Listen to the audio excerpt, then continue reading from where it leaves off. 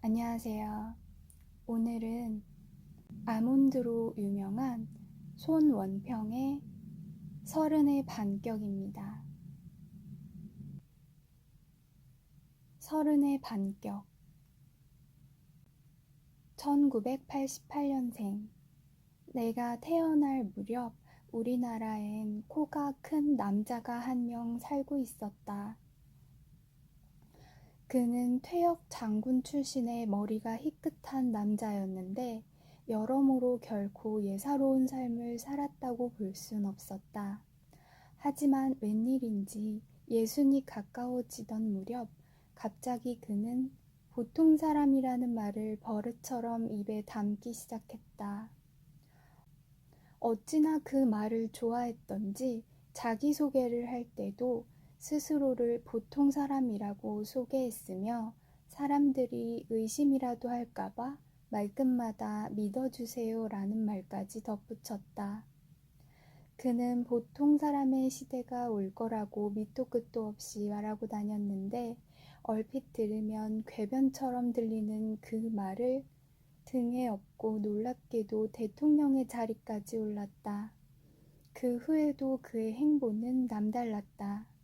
대표적으로 퇴임 후 전대 대통령과 나란히 수갑을 차고 신문 헤드라인을 장식하는 등 보통 사람은 좀처럼 경험하기 힘든 삶을 차곡차곡 살았다.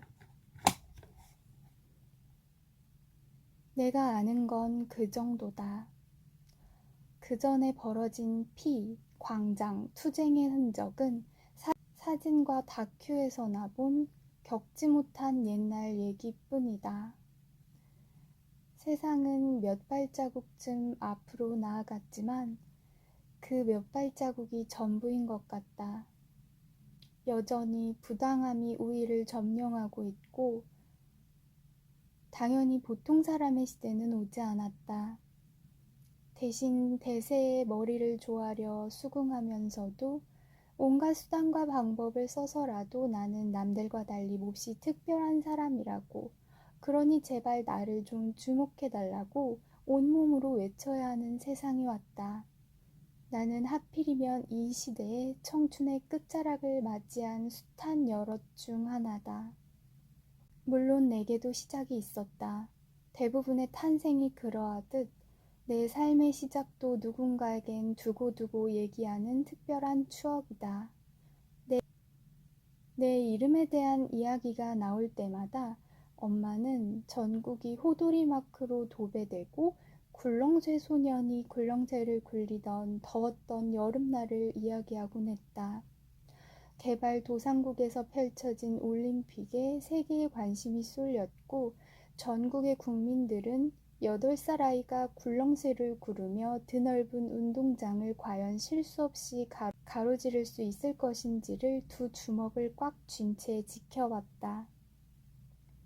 연일 경기가 중계됐고 개막식 날 성공적으로 굴렁쇠를 굴린 소년의 영상이 반복적으로 화면을 채웠다. 경기가 이어졌고 밤이면 우리가 살던 중계동의 낮은 빌라 곳곳에서 함성이나 탄식이 커다랗게 터져나왔다. 엄마는 부푼 배 위에 손을 얹고 소파 위에 길게 몸을 맡긴 채 텔레비전을 응시하고 있었다.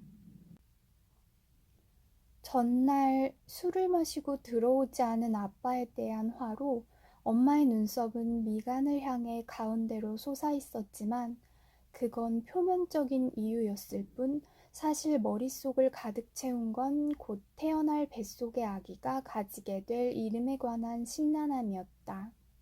나는 추봉이라는 이름을 가지게 될 운명이었다. 가을의 정점, 화려함의 극치 따위의 뜻으로 이북에서 훈장을 하던 친할아버지가 획수를 친히 감정하여 지은 귀한 이름이었다. 물론 피난민으로 억척스럽게 살아온 친할아버지의 뜻을 거스를 위인이 못됐던 3대 독자 아버지의 귀에 엄마의 볼멘소리 따위야 들어올 턱이 없었다. 엄마는 뱃속의 아기가 추봉이라는 이름을 갖고 살게 될 미래를 상상하며 비탄에 빠져 며칠을 눈물로 지새웠다. 아빠는 꿈쩍도 하지 않았다. 기껏해야 아빠가 위로랍시고 했던 말은 이런 수준이었다. 그나마 가을에 태어나게 된 걸 행운으로 생각해. 봄이었다면 춘봉이가 될 수도 있었던 거잖아. 고씨가 아닌 것도 다행으로 여겨. 고추봉보다는 김추봉이 낫잖아. 아빠의 말에 잠깐 갸우뚱하던 엄마는 이내 다시 눈물을 터뜨리고 말았고, 아빠는 애먼 헛기침 소리로 엄마의 울음을 못 들은 척했다. 60년대 초에 태어나 배말숙이라는 이름을 가진 엄마에겐 아기의 이름을 예쁘게 짓고 싶은 소망 혹은 로망이 있었다. 그러나 고작해야 엄마가 할 수 있었던 건 제발 내가 딸이 아니기를 바라는 것뿐이었다. 곧 칼 루이스와 벤 존슨의 100m 경기가 펼쳐지려는 참이었다.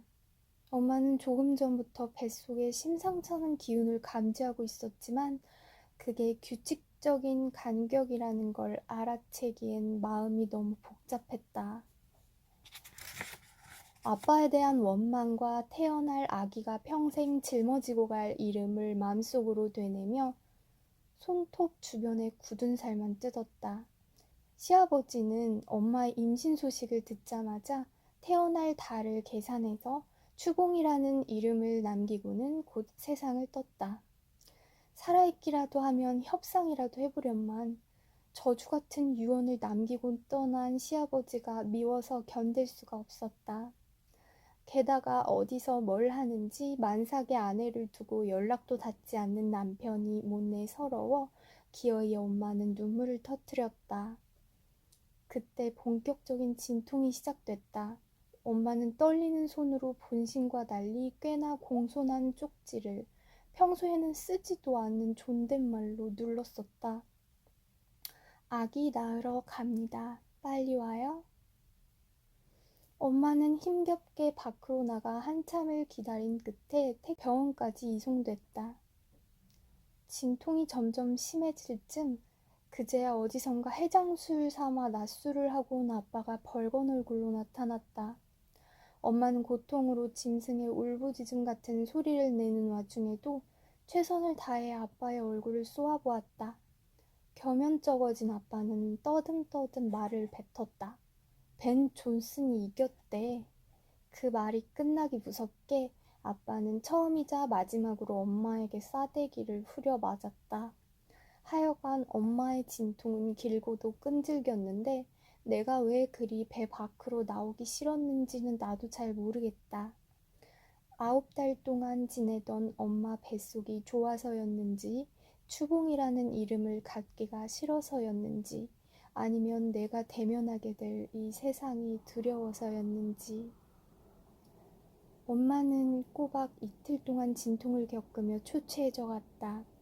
수술을 권하는 의사의 말에도 엄마는 고통으로 일그러진 얼굴로 한 가지가 해결되기 전까진 아이를 낳을 수 없다고 고집을 부렸다. 의사는 이런 산모는 처음 봤다며 혀를 내둘렀고 아빠는 발을 동동 굴렀다. 사실 엄마에겐 고통을 넘어선 초인적인 꿍꿍이가 있었다. 결국 의사가 안경을 고쳐 올리며 이러다간 산모도 아기도 위험할 것 같다고 했을 때 엄마는 수없이 애원했던 문제에 대해 최후 통첩을 했다. 죽어도 추봉이는 안 돼. 각 썼어. 얼굴이 새하얘진 아빠는 허옇게 질린 얼굴로 이미 죽은 아버지와 곧 죽을지도 모르는 마누라 사이에서 잠깐 고민했다. 결국은 살 사람이 살아야 했다. 아빠는 엄마를 향해 세차게 고개를 끄덕였다. 엄마는 그 혼미한 와중에서도 의사를 대동한 채 각서를 썼다. 나 몰래 출생신고하러 가면 아기 데리고 도망갈 거니까 그렇게 알아요. 거짓말 아니야. 수술실로 들어가기 직전 갑자기 신호가 왔다. 엄마는 책에서 본 대로 호흡하고 강하게 기압을 넣었다. 흡흡 3번 만에 아기가 세상으로 나왔다. 딸이었다. 엄마는 안도와 감격의 눈물을 흘리며 김추봉이 될 뻔했던 나를 꼭 껴안았다.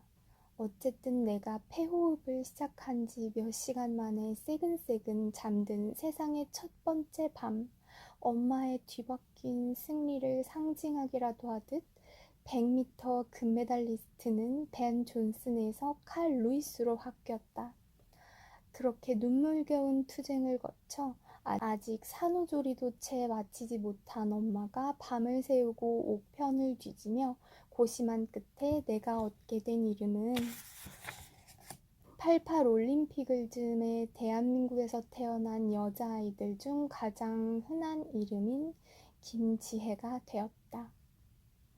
탄생은 드라마틱했지만 그 이후 내 이름에 얽힌 에피소드는 칼 루이스나 벤 존슨처럼 스펙터클한 대신 오히려 애잔한 쪽에 가깝다.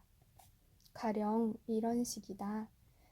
초등학교 입학식 날 출석을 부르는 선생님의 호명에 나 말고 다른 아이가 먼저 대답한다. 그 아이의 이름도 김지혜다. 조금 후 선생님은 또다시 김지혜를 부르는데 이번에도 다른 아이가 선수친다. 얼마 후에 나는 출석부에 내 이름이 김지혜다라고 쓰여 있다는 걸 알게 된다. 학창시절 내내 그런 일들은 반복적으로 일어났다. 학년이 올라가면서 가나다가 ABC로 바뀌는 정도의 변화가 있었을 뿐 주변엔 어디에나 지혜가 산적해 있었다. 중학교 때인가는 심지어 한 반에 지혜가 5명이었던 적도 있었는데 한마디로 가관이었다. 큰 지혜, 작은 지혜, 하얀 지혜, 까만 지혜, 통통한 지혜 등 이름보다 형용사가 구분의 기준이 되었다. 나는 그 중에서도 참 색깔이 없는 작은 지혜였는데 특별히 내가 작아서라기보단 큰 지혜가 월등히 컸고 그에 비해 나는 덜 컸기 때문이었다. 어쨌든 전국의 지혜들은 역시 전국에 만만찮게 포진해 있는 민지, 은지, 은정, 혜지 그런 것들과 양념처럼 한 반에 한 명쯤은 포진한 보람, 아름, 슬기들과 어울려 무럭무럭 커갔다. 새로운 반이나 학원 경품 추첨 등에서 같은 이름을 발견하는 건 어려운 일이 아니었다. 과자를 먹거나 봉지를 뒤집어 보면 생산 공장 직원명에 내 이름이 박혀 있었고 유명한 연예인의 본명 역시 내 이름이었다. 때로 그건 나의 이름이라기보다는 강아지, 고양이 같은 보통 명사처럼 느껴지기도 했다. 좀 아쉬울 때도 있었지만 결과적으로 내게 어울리는 이름이었다. 때로는 그 무수한 익명 속에 숨을 수 있다는 사실이 다행스러웠다. 자랑할 것이 많지 않은 삶에는 그게 더 어울린다. 물론 수많은 입사시험에서 떨어졌을 때 특히 가장 가고 싶었던 DM그룹의 콘텐츠 기획부 최종 합격자 명단에서 내가 아닌 다른 김지혜의 이름을 발견했을 때는 가슴이 쓰렸다. 그러나 이미 체념에 익숙해져 있었기 때문에 그게 내게 주어진 운명이라고 생각하게 되기까지는 그렇게 오랜 시간이 필요하지 않았다. 칼 루이스는 벤 존슨과의 경기에 앞서 멋진 말을 남겼다. 아직까지 내 앞을 달린 인간은 없다. 이에 벤 존슨도 지지 않고 대꾸했다. 난 남의 등짝이나 보고 달린다는 생각을 해본 적이 없다.